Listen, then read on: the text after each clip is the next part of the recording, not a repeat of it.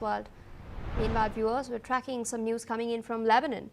A judge in Lebanon has ordered the release on bail and imposed a travel ban on Hannibal Gaddafi, the youngest son of the late Libyan dictator Muammar Gaddafi. He's been held for nearly a decade in pre-trial detention. Now, Lebanese authorities arrested Hannibal Gaddafi in 2015 and accused him of withholding information about the disappearance of al-Sadr in Libya in 1978. Meanwhile, in August, Human Rights Watch urged Lebanon to immediately release Hannibal Gaddafi, noting that he had been wrongly imprisoned on apparently unsubstantiated allegations that he was withholding information about al-Sadr. Meanwhile, Libyan authorities in 2023 also formally asked Lebanon to release Hannibal Gaddafi because of his deteriorating health after he went on a hunger strike to protest his detention without trial. With that, viewers, we're shifting our focus away from the Middle East towards some crucial developments coming in from South Asia. Pakistan has now announced that peace talks will take place in Qatar with Kabul. Islamabad, remember, had launched airstrikes inside Afghanistan, killing at least 10 people and breaking a 48-hour ceasefire. The ceasefire had brought 2 days of calm to the contentious border, that is the Durand Line. Now, as per reports, Pakistani Defence Minister Khwaja Asif and Intelligence Chief General Asim Malik will be heading to Doha for talks with Afghan Taliban regime. Now, security issues are at the heart of the tensions itself, with Pakistan accusing Afghanistan of harboring terrorist groups led by the Tehreek-e-Taliban Pakistan. With us on the broadcast is Mr. Gautam Mukherjee, senior journalist from New Delhi. Thank you so much for taking our time and speaking to us on NewsX World. These reports are coming in from Pakistani state media. We've also seen certain statements being put out by Pakistan's top leadership that the ball is now in Kabul's court. Yet we have seen that it's the Pakistanis who've been striking first. They first hit Kabul, following which Afghanistan retaliated, and it's Pakistan now that struck Afghanistan first after the 48-hour ceasefire lapsed. Pakistanis, of course, are claiming that Afghanistan is harboring terrorist elements like the TTP, but we all do know, and this is an admission by their defense minister, who has claimed that Pakistan has been doing the dirty work of the West, that they've been nurturing snakes in their backyard. Are these snakes now biting Pakistan back?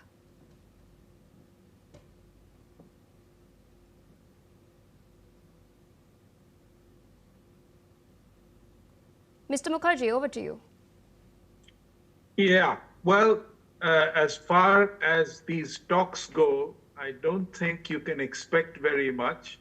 I think the Taliban will be looking to see if there is any finance coming their way from Qatar. As far as Pakistani accusations go, I don't think they will be accepted by the Taliban, particularly since Pakistan has been bombing them, expelling all Afghans that remain in Pakistan, and have been attacking civilians, including some cricketers who were killed. So all in all, these talks are taking place because Qatar has requested them, and the Taliban is unlikely to budge from its position. As far as Pakistan goes, they will try to get a permanent ceasefire, but I am sure that will not occur. Indeed, and I wanted to understand from you, because we've seen that it was Qatar and Saudi Arabia that brokered the fragile 2-day ceasefire. What does Qatar have now to gain by hosting these talks, as the Pakistani media is claiming? Well, I think Qatar likes to play mediator. It played mediator between the Israelis and Hamas and the Hezbollah as well. Now that that war is more or less at an end, it is offering its services to the Pakistan-Afghanistan conflict. As far as Saudi Arabia goes, it's a major financer of Pakistan in addition to the IMF. And as a consequence, if they say, please stop fighting, it is incumbent on Pakistan to listen. Qatar, again, could finance Pakistan as well. So this is the reason both Saudi Arabia and Qatar are very rich states.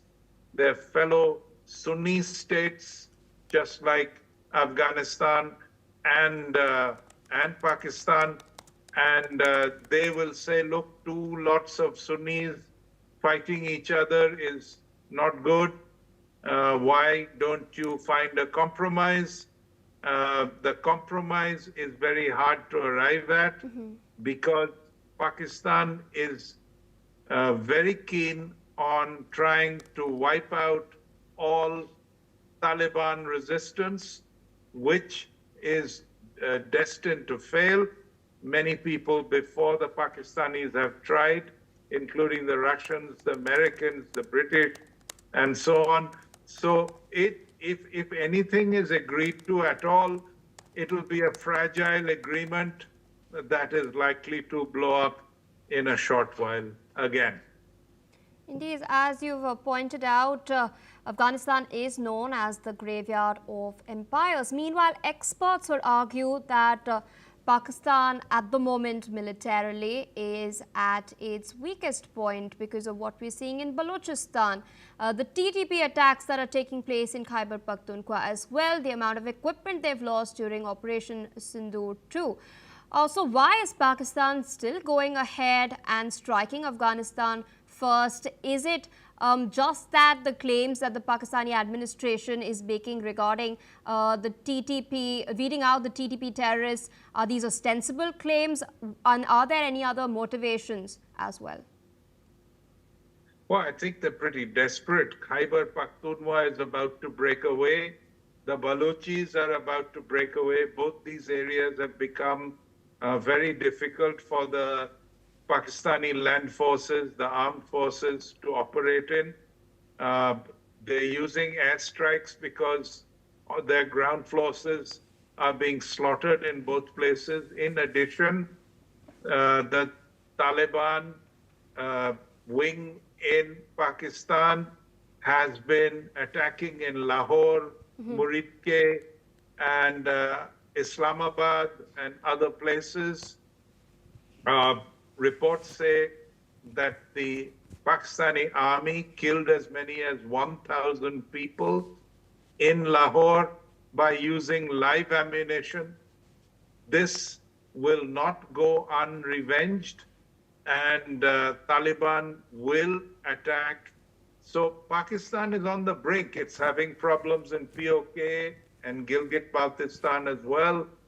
So to what extent can it control all these insurgencies remains to be seen. As far as Afghanistan goes, it's a fairly straightforward effort to retaliate against Pakistan's betrayal, and they will keep, in my opinion, persisting till Khyber Pakhtunkhwa breaks away. They do not accept the Durand line now. They never have, and they never will. All right, Mr. Mukherjee, with that, I'd like to thank you for taking out time, sharing your insight with us on NewsX World. With that, viewers, it's a wrap on